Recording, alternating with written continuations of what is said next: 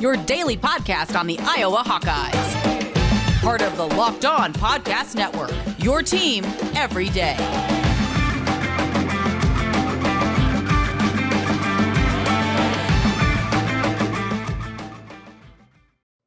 Welcome back, Hawkeye Nation, to a Friday morning episode of the Locked On Hawkeyes podcast, your daily podcast covering your Iowa Hawkeyes on the Locked On Sports Network. We are just over 24 hours away from the third game of the Iowa football team season, and I am super excited for that. They are playing the Kent State Golden Flashes. If you are listening for the very first time today, I would highly recommend you check out the last 4 episodes. We have LaShawn Daniels on Monday, breaking down everything we wanted to know about the Iowa State game, giving it from the insider's perspective, being a former Iowa Hawkeye football player, kind of breaking down what we saw in that. Tuesday, we took an analytical deep dive into that Iowa State game. What did we learn about Iowa, and what do they need to improve on? Wednesday, we took a deep dive into Kirk Ferentz's press conference. What did we glean from that? Kyler Schott returning, the vote of confidence for Spencer Petras. And then yesterday, we took a look at Kent State and what they are bringing to the table, both offensively and defensively. And I got to tell you, offensively, I'm a little concerned for the first quarter. Defensively, I think this is a great opportunity for Iowa's offense to get rolling. Now, after you get done listening to the show, you must check out the Locked On Big Ten podcast. There is simply no better place than to get all the news in the Big Ten Conference than with Nate Dickinson and the Locked On Big Ten podcast. Follow the Locked On Big Ten podcast on the Odyssey app or wherever you get your podcast app. And on today's show, we're going to be doing basically a full preview and prediction of the Iowa-Kent State game. Again, we've talked about Kent State. We've talked about Iowa. We have not talked about them together. A couple things. First and foremost, we're going to get into the storylines. What are things we want Iowa to improve on, right? When you have a game like this against a MAC opponent, whether or not it's a good MAC opponent, it doesn't really matter. You expect it to be an opportunity for you to tune some things up. And after playing 2 top 25 teams, they need that. They need to tune some things up, especially on the offensive side of the ball. But we're going to see and talk about that on segment 1. On segment 2, we're going to talk about some of the younger guys that we're hoping that we get to see. Now, in games like this, if Iowa gets up 30, 35 points, which is not an unrealistic possibility, we're going to see some of those younger guys getting some more snaps, getting some more reps. And what I like about these games is Brian Ferentz doesn't just say, let's slow it down, let's just run the ball. He wants to get these guys meaningful snaps, going for it on 4th down, passing the ball.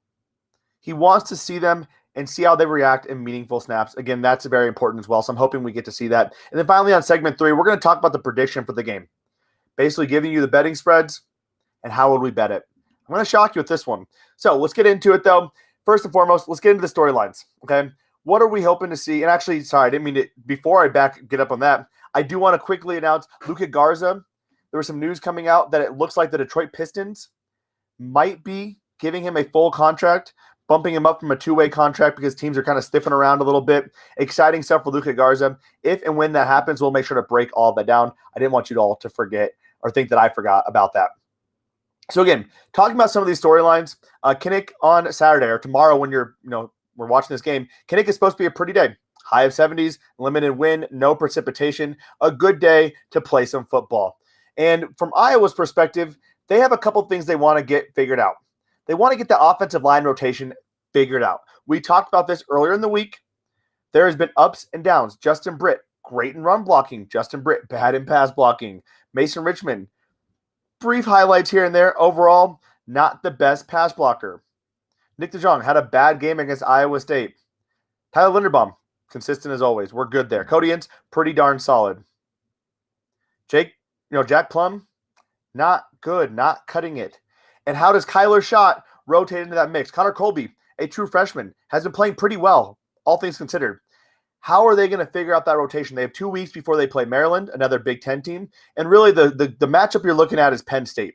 Some people are worried about Maryland. I am not. Based on everything I saw from them last year, based on the people they lost, I think this is really a nice 3-game buffer working our way in to playing a great Penn State team at home, which likely will be a top 10 matchup as long as Iowa or Penn State does not slip up in the next couple of weeks.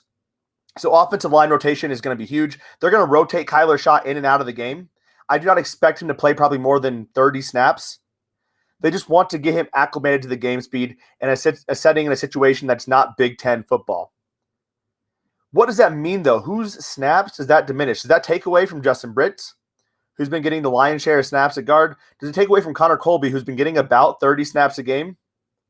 Where does Cody Ince line up at? Because Cody Ince is the guy who everyone thought could play literally any position along the line. So in actuality, that gives you some flexibility to probably play the best overall offensive line, regardless or position agnostic, really. Does Jack Plum get in the game, or do we see maybe an appearance of David Davidoff? Who knows? That's what I'll be watching for. The offensive line rotation is going to be a huge storyline. Wide receiver play is also going to be big. Charlie Jones had a fantastic catch against Iowa State. Outside of that, name me a catch from an Iowa wide receiver. There's been some, but none that are that memorable. Tyrone Tracy Jr. is a leader on this team. Tyrone Tracy Jr., in my opinion, could be the best wide receiver in the conference at some point. He could be an all Big Ten type of player. I truly believe Tyrone Tracy Jr. combines some of the speed and yak ability of Ihmir Smith-Marsette with the big play contested catch ability of Brandon Smith. Well, I think actually even being a better yak person than Ihmir Smith-Marsette. Yak being yard after the catch, running with the ball after you get the ball in your hands. That makes sense because he was a former running back. So, Tyrone Tracy Jr., can we get the ball into his hands? We haven't yet. This offense needs to get going. They need to see production from the wide receiver position. This is not 2017. All right, and we did not have wide receivers. Right? This is not 2016. We have good wide receivers, and they are not stepping up. We've seen these guys be productive. Now, was it part of the fact that Ihmir Smith-Marsette and Brandon Smith were taking so much of the pressure off? I truly don't believe that's actually the problem. I think really we're just not getting them open. We're not running very this is a bad way of saying this. The routes we're running are not really conducive to getting these wide receivers open in the sense that, and this is very important, in the sense that Iowa's been playing it safe. Spencer Petras is comfortable with Sam Laporta and Luke Lachey, and these wide receivers are not creating separation on their routes. So Iowa does need to do a better job of getting these guys involved, even if it's an end around or whatever it might be, just getting the balls in these guys' hands, bubble screens. An easy way to get the ball in these guys' hands and just open it up a little bit. So that's one of the other storylines I'm watching. Defensive line. What is that rotation looking like? Y.A. Black is falling a little bit out of favor in that defensive line play. A guy who had a lot of high expectations coming into the season has not performed that well. One of the lowest graded defensive linemen on the Iowa Hawkeye squad. In fact, I think he might be the lowest graded defensive lineman on the Iowa Hawkeye squad. And his snaps are slowly moving away. He's no longer the number one defensive tackle on the team, or no longer on the starting lineup, I should say, as a defensive tackle. So I'm very curious, what does that defensive line rotation look like? Joe Evans got 25 more snaps against Iowa State than he did against Indiana. What does that look like in this game, especially a team that's very run-heavy? Does Joe Evans get in the game a lot? I'm not sure. That'll be interesting to see as well. And I'd love to see the pass rush be a little bit more consistent. The pass rush has been helped by our phenomenal secondary, but it'll be tough for these guys going forward if they are not able to generate a consistent pass rush early on the snap count. They need to beat their guys. We've seen it a couple times. We've seen some good pressures from Zach Valkenburg and Joe Evans nevertheless, but I want to see it happen. It shouldn't be a coverage sack. It should be pass rush creating these sack opportunities. And those opportunities, if the defensive line can get to the quarterback quickly, our cornerbacks are sitting there waiting to pick the ball off. Now against this team, against Kent State, it is going to be tough. This is the team that likes to negate a good pass rush by getting the ball out quickly, slants, bubble screens in general. Okay, they don't go deep block. They don't sit back and sit in a true pass protection set. They don't sit back and do a 7-step drop. That is not a traditional passing offense from Kent State. They are a running team. So it'll be interesting to see how that all works out.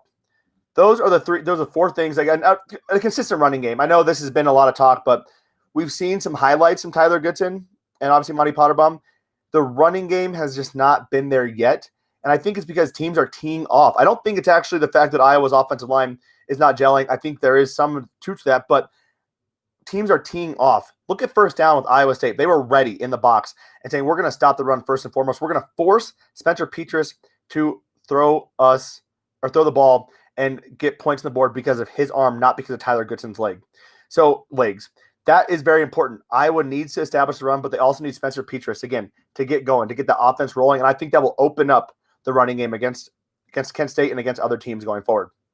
Coming up on segment 2, which guys do I want to see? which are some of the young guys I'm really excited about seeing get some playing time. We're going to be covering all of that on segment 2 of the Locked On Hawkeyes podcast. I do want to tell you, though, about Built Bar, the best tasting protein bar on the market today. Built Bar is the protein bar that tastes just like a candy bar. It comes in 9 delicious flavors, plus so many limited time offerings. I love the white chocolate birthday cake with sprinkles. If you have an opportunity to get your hands on it, I highly recommend you do so. But the best part about these Built Bars is not that they're delicious, which they are, but also fantastically nutritious for you as well. 17 to 18 grams of protein, calories ranging from 130 to 180, only 4 to 5 grams of sugar, and only 4 to 5 grams of net carbs. Amazing flavors, all tasty, all healthy. And this Built Bar is the official protein bar of the USA track and field team.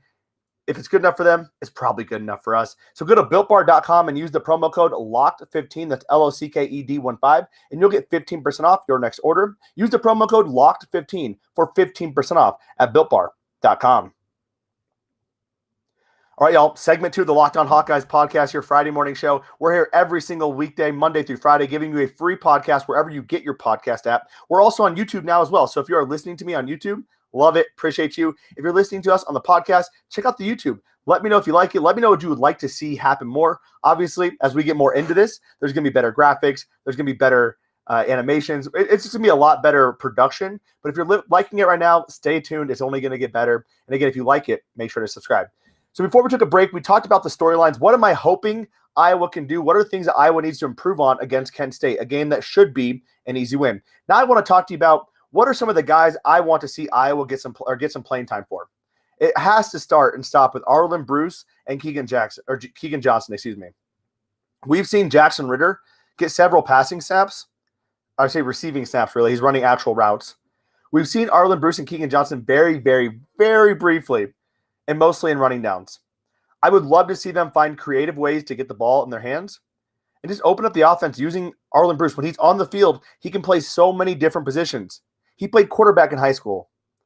He also played running back for Ankeny and slot wide receiver. We have got to get him involved, and also Keagan Johnson. I would love to see them get a little bit more opportunities in this game, in addition to Jackson Ritter, who has done really well as a walk-on wide receiver. No Iowa conversation can be had without talking about the tight ends, though. Josiah Myman and Elijah Yelverton. We've seen Luke Lachey do well. Seems like he's going to be the next big-time tight end. We've seen Sam Laporta perform well. I think he still has some issues with drops and not the best blocker at times, but overall, Sam Laporta, a great tight end. Josiah Myman has gotten some snaps, and Elijah Yelverton came in with so much hype, over 30 offers. We haven't really seen him get on the field a lot. So it'd be fun to see both those guys get into the game and see how they work alongside Spencer Petras or Alex Padilla if they do decide to take Spencer out because of the score. Along the offensive line, we've already seen a lot of Connor Colby. We've seen a lot of Mason Richmond. I would love to see maybe some David Davikoff, the 4-star top-ranked player in Iowa's past recruiting class, and Michael Muslinski, a guy who decommitted from Texas, a center who is not necessarily second string. He's not listed on the 2 deeps, but he's seen some game time. He is the heir to, in my opinion, Tyler Linderbaum whenever Tyler Linderbaum decides to go to the NFL, whether that's next year or the year after. Another guy on the defensive side of the ball, I would love to see Jay Higgins. There's 2 reasons for this one. If you do not follow Jay Higgins' dad on Twitter, you have to. He is phenomenal, such a positive guy.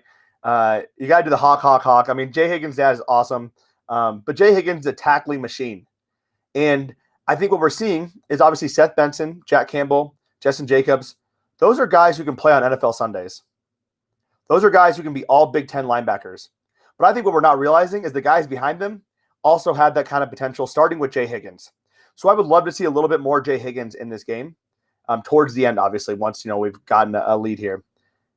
Corners, we've seen a lot of these younger corners, Terry Roberts and Jamari Harris. We got some playing time with, or seeing them play against Iowa State. I would love to get them in the game a bit more because next year, Riley Moss could be gone.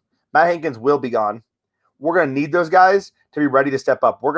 We have a fantastically veteran secondary right now. That will not be the case next year, so we need to figure things out and get those guys some more game action. I have no doubt in my mind that they'll be able to step in and have pretty solid production, but getting them more live action now will be really helpful, especially against a weaker passing team like Kent State. The final guy I'd love to see is Gavin Williams. Now, when we go to the backups, Ivory Kelly-Martin is getting some snaps, and I understand that. But from a developmental standpoint, I want to see Gavin Williams get some more playing time. He's a guy who, when we've seen him play in very limited snaps, looks really strong, runs well, is willing to take on contact, is a little bit nifty with his legs. I would love to see Gavin Williams play a little bit more when we get a lead. You cannot afford to lose Tyler Goodson, so if that means we're up 28 or 21 and you haven't pulled the guys yet, maybe you pull Tyler Goodson and you put in Ivory and you do a rotation of Ivory and Gavin. That would be really interesting to me to see as well. Those are the guys I would love to see. Let me know who you think you would want to see in this game. Again, I'm hoping we get some playing time for these younger guys. I'm hoping Iowa can build a big enough lead on the backs of a good offensive showing and another fantastic defensive showing, and we get these younger guys some snaps. We're going to talk about that, though, once the game's over. Which guys did get snaps? We'll talk about all that on Monday with LaShawn Daniels. Coming up on segment 3, we're going to be giving you our predictions for this game. Breaking down, do we think Iowa can cover minus 22.5? I think so, but we're going to talk about that on segment 3, so stay tuned for us. Then I do want to tell you about BetOnline.ag because they are back and they are better than ever. All eyes are on the gridiron as teams take the field to play football for another season. As always, BetOnline is your number one spot for all the pro and college football action this season. With a new updated site and interface, even more odds, props, and contests, BetOnline.ag continues to be the number one source for everything football. Head over to the website or use your mobile device to sign up today and receive a 100% welcome bonus when you use the promo code LOCKEDON. That's LOCKEDON. From football, basketball, boxing, right to your favorite Vegas casino games, don't wait to take advantage of the amazing offers available at betonline.ag. BetOnline.ag, the fastest and the easiest way to bet on all of your favorite sports. BetOnline.ag, your online sportsbook experts. All right, y'all, we talked about the storylines, what we want Iowa to improve on against Kent State. We talked about the younger guys we're hoping to see as long as Iowa can build a lead. Now I'm giving you my predictions and expectations for this game. Before we get to whether or not Iowa can cover minus 22.5, which is a hefty margin, I think it's important to know about this Iowa team. They are different. This is not the same Iowa team we've seen in past years. This is a team that is hungry. They are motivated. They want to prove to everyone that they are a very good football team, and where this could be considered a trip-up game. Kent State is a solid MAC program. Do not get me wrong. If this is a close game, I wouldn't necessarily be surprised because Kent State has a good program. Now, that being said, Iowa's a much better team. So if Iowa's caught sleeping, could be a problem. But this is a different Iowa team. Since they lost Northwestern, this team has been on a freaking tear. You can see the energy from the players. Kirk Ferentz, you can even kind of glean that he's very excited about this team. He's not going to say it out loud, but some of the hidden things he's saying, he's very excited about this program and where they're heading right now, especially with this team. If they can figure out the offensive side of the ball, we're in for a phenomenal year.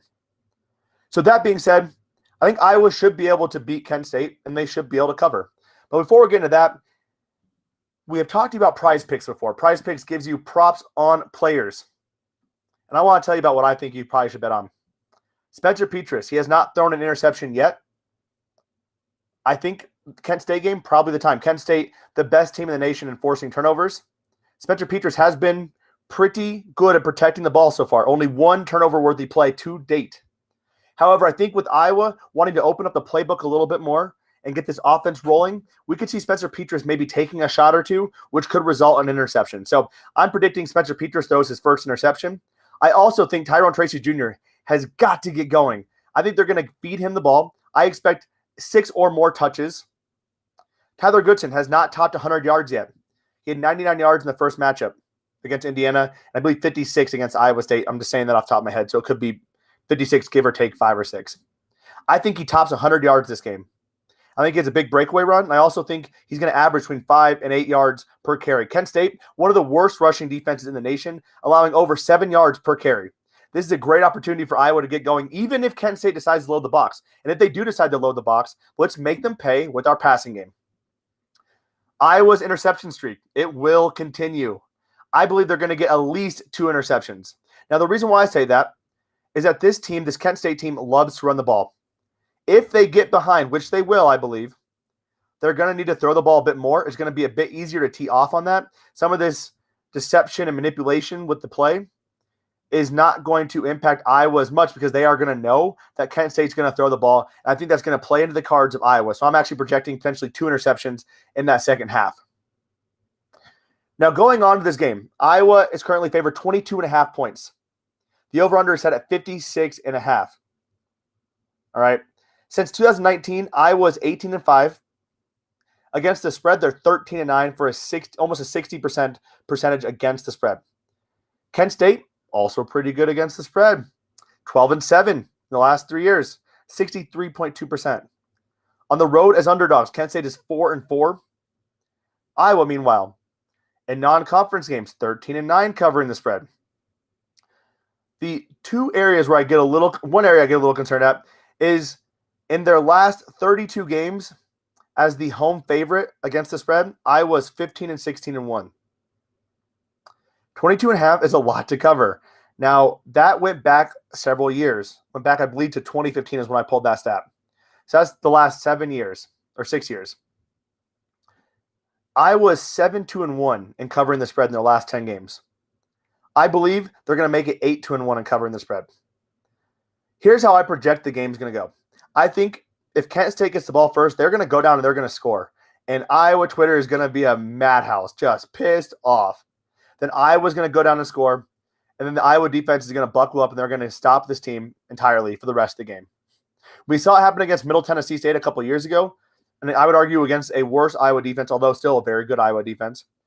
Middle Tennessee State, they won 48-3, but Middle Tennessee State was driving the ball decently in that first quarter. I think Kent State might get a big drive in that first quarter, and after that, Iowa's going to completely shut them down. So from that perspective, I think Iowa will probably cover the spread at the end of the first half. I think they'll ultimately cover the spread the entire game, and I mentioned the reason why.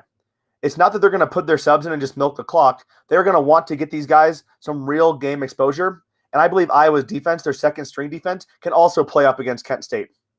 So I'm not worried about a backdoor cover from Kent State, even though Kent State is a very up-tempo offense, a very fast offense, and they're going to be very aggressive, even if they have no chance of winning. We saw that against Texas A&M. They were trying to cover as much as they could, kicking field goals here. I mean, they were doing whatever they could. They're going to try to backdoor cover.